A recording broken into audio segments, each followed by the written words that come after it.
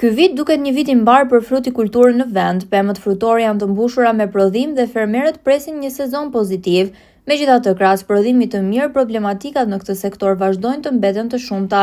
Specialistët e bujqësisë shprehen se çdo fermer apo prodhues për treg duhet të këshillohet vazhdimisht nga ekspertët për mënyrën e trajtimit të plantacioneve frutore.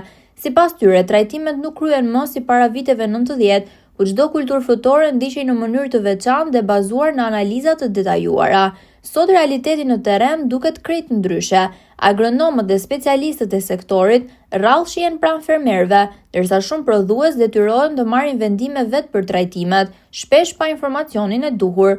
Fermerët thonë se institucionet dhe strukturat këshilluese janë larg problemeve reale të bujqësisë dhe kujtohen për fushën vetëm në kohë deklaratash.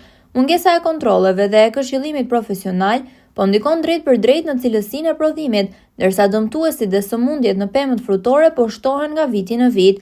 Shumë fermerë ankohen se preparatet bujqësore që tregtohen në treg shpesh janë të dobta dhe jo efektive, duke u sjellë humbje ekonomike.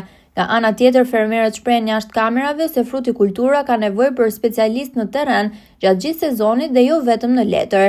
Ata kërkojnë rikthimin e shërbimit agronomik pranë fermerit, pasi sipas tyre sot bujqësia është lënë pothuajse në mëshirë të fatit. Përveç këtyre problemeve, prodhuesit vendas përballen dhe me mungesën e tregut të shitjes. Importi i produkteve bujqësore me çmime më të ulta po vështirëson konkurrencën dhe po ul fitimet e fermerëve shqiptar.